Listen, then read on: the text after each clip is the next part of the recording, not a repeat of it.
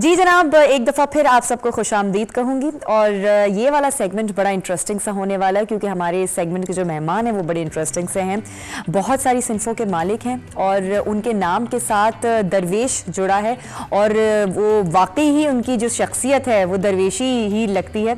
एक बेहतरीन राइटर, नक्काद और बहुत सारी चीज़ों को उन्होंने गौर से करीब से देखा है, आर्ट को बहुत एक्सपीरियंस किया है करीब से।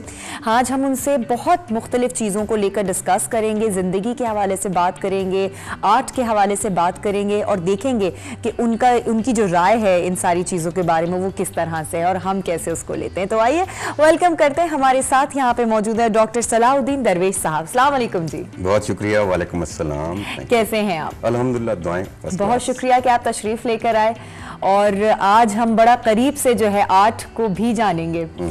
तो सबसे पहले तो मुझे ये बताएं कि ये जो आपकी राइटिंग का आगाज़ था ये कब से हुआ और मतलब कोई शौक था या घर का माहौल इस तरह का था, क्या था सिलसिला? इसके तो खैर बहुत सारे जवाबात हो सकते हैं। मसलन एक के बचपन से शौक था, फिर ये एक जो होता है कि ये 1857 के ज़माने की बात है जब मैं फलां जगह पर था और इस किस्म की हम वो बातें करते हैं। बात यह है कि आपके लर्निंग प्रोसेस का जो आगाज़ है उसमें कुछ संजीदा किस्म के अज़हान समटाइम्स आपकी ज़िंदगी में शामिल हो जाते हैं, जिसमें आपके पेरेंट्स भी हैं, जिसमें आपकी किताबें हैं, आपके दोस्त अहबाब हैं, आपके असातिज़ा इकराम हैं।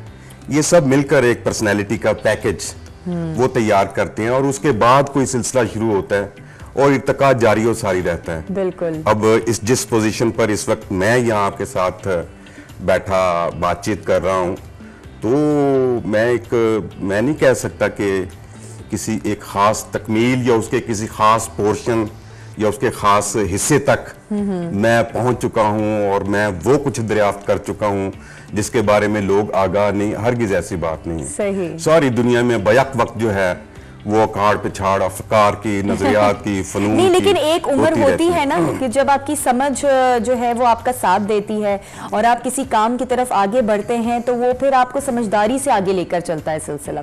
तो वो जो एक उम्र थी जिसमें आपने समझा कि हाँ मैं अब लिख सकता हूँ और सही लिख सकता हूँ, वो कौन सा एरा था? ये भी कोई बहुत पुरानी बात नहीं है, कोई 32-33 साल पुरानी बात एक राइटर हैं 20th सेंचुरी के, उनका नाम है ली न्यूटन। ओके। उनकी एक किताब एक दोस्त के घर पड़ी हुई थी, इतनी मोटी। अच्छा। तो वो कह रहा है कि यार ये मनहूस किस्म की किताब है, पता नहीं कहाँ से ये हमारे घर में आई है, तो ये तुम ले जाओ। तो उसने मुझे गिफ्ट कर दी। उस किताब का नाम था जीने की अहमियत। अच्छा, वो तब तक मैंने उनका नाम भी नहीं सुन रखा था, ना ही इतना ज्यादा कोई मुतालिया था। एमए के पार्ट फर्स्ट में था। तो वो जब किताब मैंने पढ़ी, अच्छा, तो उसमें बताया गया, मतलब आपने हिम्मत कर ली उस किताब को मैंने कर ली। वो कोई इतनी इंटरेस्टिंग और फुल ऑफ लाइफ बुक थी कि एक इंसान को इंसान कैसे बनाया जा सकता है, एक इंसान अपनी इंफरादी जिंदगी में कौन कौन सी ऐसी तब्दीलियां लाकर ना सिर्फ अपने लिए बल्कि अपने माहौल के लिए भी एक बेहतर, एक जबरदस्त मजे का इंसान बन सकता है। वाकई वो उस किताब का मौजू था। उसने बताया कि बैठना कैसे चाहिए, खवातीन से गुफ्तगू और कलाम कैसे करना चाहिए, छोटे बच्चों के साथ जो आपके मुआमलात हैं प्यार के, उनसीयत के, उनमें किन किन चीजों का लिहाज और ख्याल रखना चाहिए, बुजुर्गों के सामने जब आप जाएं तो किस अंदाज से जाएं कि आपका जाना उनके लिए खुशगवार बन जाए, प्लेजेंट बन जाए। और उन्हीं में और बहुत सारी चीजों के अलावा उन्होंने बताया हुआ था कि चाय जो है वो कैसी होनी चाहिए, आपका घर है तो उसके कर्टन जो है वो कैसे होना चाहिए। इतनी बारीकियां, यहां तक कि मैं ये जो आपका जो सोफा पड़ा हुआ है ये इजी नहीं है। अच्छा, ये इसकी जो सीटिंग जो है वो इजी नहीं। उसने बताया हुआ है कि सोफा जो है वो जमीन से हार्डली कोई 8-10 इंच ऊंचा होना चाहिए। अच्छा। तब आप बिल्कुल सुकून से बैठकर ज्यादा बेहतर तरीके से अपने दोस्तों के साथ डायलॉग कर सकते हैं। ओह माय गॉड, मतलब मेरे ख्याल से ये सारा कुछ एक्सपीरियंस हुआ होगा तभी उन्होंने इसको किताब में लिखा। और चीनी मुफक्किर हैं, तो वो एक इब्तिदा बनी। तो आपने कितना हद तक उस किताब को पढ़कर सोचा कि मैं कितनी जिंदगी सही गुजार रहा हूँ? यार उससे फर्क पड़ता है। मिसाल के तौर पर ये एक राइटर हैं, विलियम राइख है उनका नाम, हमारे उस्ताद दोस्त हैं, उन्होंने उनकी किताब लिसन लिटिल मैन, अच्छा, बालिश्ती सुन के नाम से उन्होंने उसका वो तर्जुमा किया। तो वो किताब कोई 20-22 साल पहले, मेरी अभी ताज़ा शादी हुई थी, तो वो उसमें वो किताब को जब मैंने पढ़ा तो वो मुझे अंदाजा हुआ कि आप जिस घर में रहते हैं वो खातून जो आपकी जिंदगी का हिस्सा बन चुकी है, उस खातून के बिल्कुल अपोजिट आप कोई जिंदगी बसर कर रहे होते हैं। यानी कुछ भी ऐसा नहीं होता जो मुश्तरका तौर पर शेयर हो रहा हो। अच्छा, उस एक किताब ने मुझे ये बताया है कि वो मौके कैसे होते हैं जब बीवी जो है आपके साथ उसका बर्ताव दुरुस्त नहीं रहता। अच्छा, जब वो आपके घर में दाखिल होते ही एक धज्जी जो है वो सर पर बांध लेती है। जब आप घर में एंटर होते हैं तो बजाय खुशामदीद कहने के वो बच्चों की शिकायत का पलंदा आपके सामने रख देती है वगैरह। हाँ। तो वो एक किताब है, मैं दोस्तों को भी रिकमेंड करूंगा वो किताब जरूर खरीदें, पढ़ें, बिलखसूस जो घर में वालिदैन के हवाले से, अपनी बीवियों के हवाले से जिनको मसाइल उसको पढ़ें। अच्छा। क्योंकि इसमें बहुत ज्यादा मसाइल जो है खुद मर्द के वो जो इजारादार समझता है घर का, उसके अपने पैदा करदा होते हैं। तो वो किताब पढ़ने के बाद फिर मैंने फिर अपनी बीवी के साथ जो मेरे ताल्लुकात थे एक घरेलू जिंदगी के, उसको मैंने रिवाइज किया। अच्छा, अपने आप को बेहतर बनाया। क्या बात है। लिहाजा जो किताब और अच्छे दोस्त, अच्छा माहौल, ये तमाम मिलजुल कर आपकी एक इनकी कंट्रीब्यूशन से आप कदरे बेहतर होने की कोशिश कर सकते हैं, कामयाब हो सकते हैं।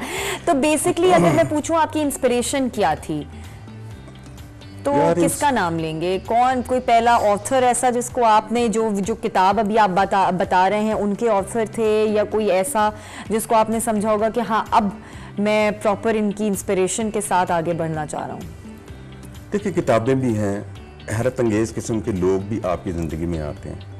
बहुत सारे ऐसे आते हैं जो आपको खराब करते हैं, आपको डिट्रैक्ट करते हैं। तो आप खुशकिस्मत थे या बदकिस्मत थे इस मामले में? मेरे ख्याल देखिए, तकदीर तो जाहिर है जो उसने करना है सो करना है। बात ये कि तकदीर के साथ साथ आपका कंट्रीब्यूशन क्या है। हाँ। तो मेरे नजदीक इम्पोर्टेंट यही रहा कि जो भी दोस्त मुयस्सर रहे, सही, जो घर मुयस्सर रहा, जो बीवी बच्चे मुयस्सर हैं, जो पेरेंट्स थे, इन तमाम में रहते हुए मैं अपने आप को ज्यादा बेहतर इंसान कैसे बना सकता हूँ। अच्छा। यानी इनके लिए मैं कैसे मतलब मुफीद हो सकता हूँ। ओके। लिहाजा कोई एक सतह ऐसी नहीं है कि स्पेसिफिक कोई बुक हो, स्पेसिफिक कोई दोस्त हो, कोई एक उस्ताद हो। सही, सबने अपना अपना कंट्रीब्यूशन दिया आपकी लाइफ में आपकी इस्लाह करने के लिए। बिल्कुल ऐसा है। फिर जाहिर है मैं क्रिटिक हूँ, पूरी दुनिया का मैंने नॉवल पढ़ा हुआ।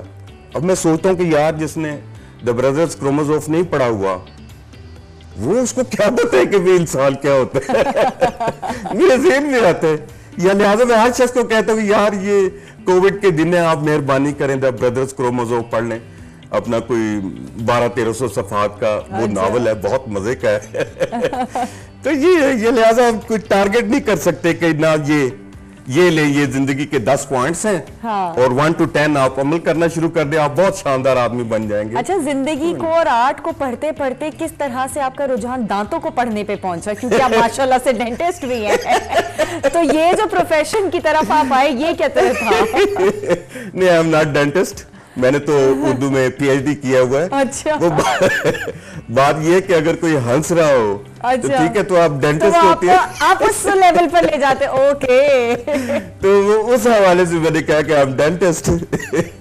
तो ये है। बाकी ये जो आपने बात की है जिंदगी और आर्ट की, बिल्कुल। देखो यार, जिंदगी में कोई आर्ट नहीं है।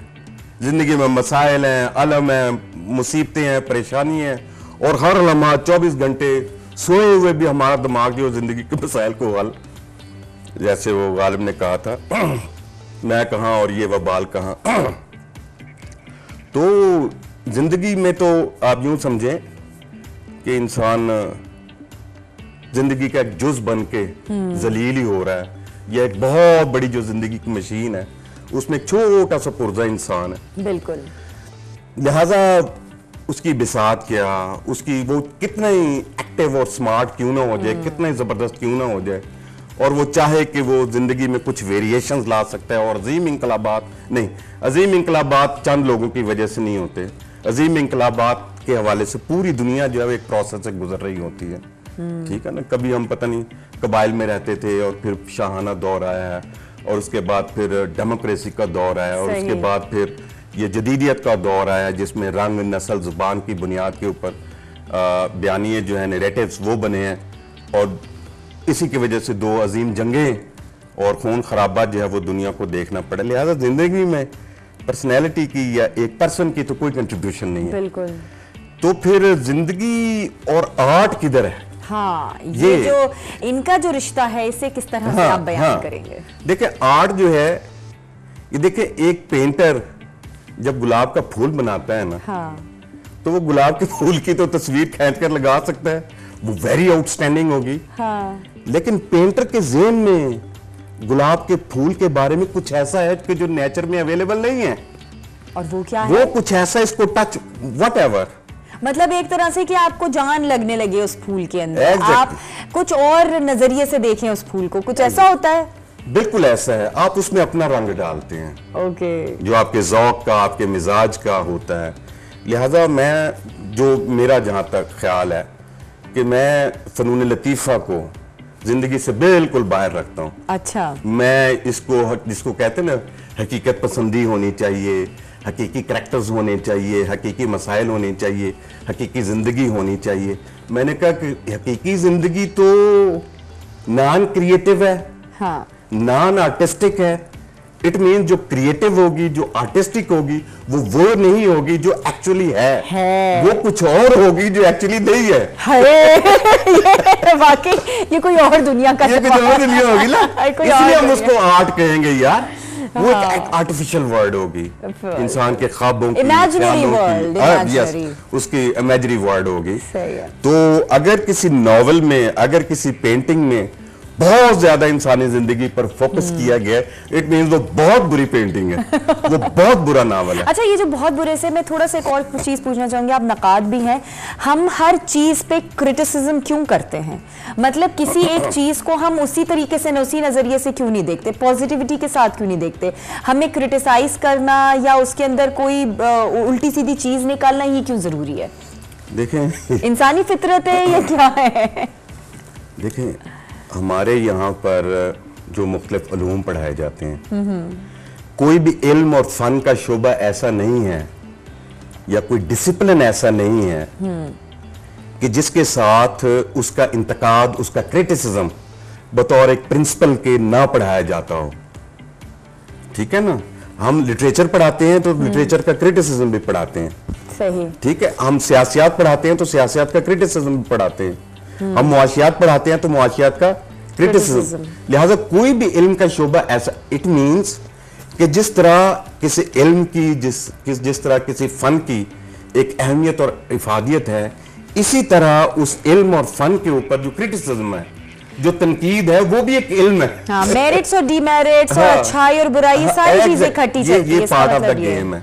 लेकिन आपने जिस तरफ इशारा किया ना, वो टेक्निकली उसका ताल्लुक जो है वो कीड़े निकालना के मानों में आता है। मतलब किसी चीज को हम पढ़कर या सुनकर हम ये नहीं कह सकते कि चलो ये ठीक था, इसमें हम कीड़े निकालने के लिए उसको देखते हैं, उसे समझते हैं, ये केस में जाहिर है कोई ना कोई गलती होगी और वाकई निकल ही आती है। क्योंकि बात देखिए, अल्लाह की जात और पैगंबर, इनको निकाल दें, परफेक्शन कहीं नहीं है। बाकी जितने भी, ये ऐसा मुमकिन ही नहीं है। मिसाल के तौर पर मैं आपको मिसाल देता हूँ, ये जिसको हम क्लासिकल आर्ट कहते हैं। क्लासिकल आर्ट का क्या मतलब है? एक फनपारा आप देखते हैं, कोई अजीम, किसी का भी, कोई भी शाहकार पेंटिंग है 200, 250, 300 साल पहले की, उस पेंटिंग को, उस फनपारे को या उस मुजस्समे को जो हम देखते हैं तो हम हैरत ज़दा रह जाते हैं। यार इतनी परफेक्शन, इतना आउटस्टैंड। वजह उसकी ये थी कि उसके अंदर फन के आला तरीन मयारात का ख्याल रखा गया था। लिहाजा कोई भी शख्स उसमें गलती की गुंजाइश, गलती निकाल ही नहीं सकते, क्योंकि मेरे ख्याल से हमारे जहनों में यही चीज फिट होती है, उसमें परफेक्शन होती है 100%। बिल्कुल। अच्छा, वो फिर जब मॉडर्न एज आई है तो मॉडर्न एज ने कहा कि यार ये क्या, हर चीज इतनी एब्सोल्यूट है, इतनी मतलब परफेक्ट है, दिस इज नॉनसेंस। तो इंसान को खुदा नहीं होना चाहिए, इंसान को इंसान होना चाहिए। Right right. लिहाजा उन्होंने वो बिल्डिंग्स और मेहराब और ये उन्होंने डब्बे बनाने शुरू कर दिए। जैसे इस्लामाबाद के स्कूल्स और कॉलेजेस हैं, उनको आप देखें सारे डब्बे बने हुए हैं, कहीं भी आपको आर्ट नजर नहीं आएगा, कहीं भी आपको वो फ्लेवर नजर नहीं आएगा कि आप बिल्डिंग में दाखिल हो, आपको प्राइड फील हो, ये मेरा इदारा है।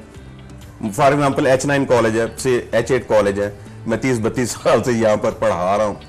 अब इन कॉलेजेस की बिल्डिंग्स के साथ जो मेरी एक एसोसिएशन, और वो बिल्डिंग जो मुल्तान में थी, जो शायद अंग्रेजों के दौर की बनी हुई बिल्डिंग थी, इस्लामिया स्कूल आम खास बाग मुल्तान, अभी पिछले दिनों मैं देख रहा है, मैंने वहां पर तस्वीर वगैरह भी खींची, तो उनके पीछे अब मैं देखता हूँ कि यार वो एक प्राइड है, वो स्कूल जो है, उसकी वजह उसकी बिल्डिंग है, उसका स्ट्रक्चर है, उसकी खूबसूरती है।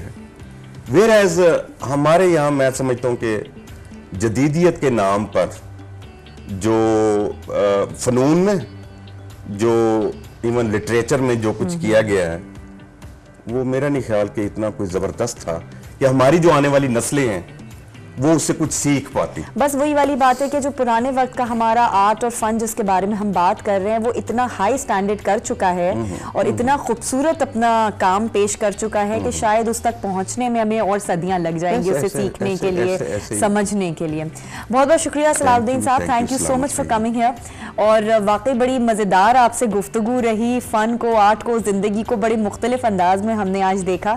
और बात वहीं आ जाती है कि हर इंसान का नज़रिया बहुत चेंज होता है और आपके दिमाग में जो चीज़ होती है आप वैसे ही पिक्चर सामने बना लेते हैं और वैसे ही उस चीज़ को देखना पसंद करते हैं, भले वो पिक्चर जो सामने आपके मौजूद है वो कोई और चीज़ बयान कर रही हो। ये इंसानी फितरत है।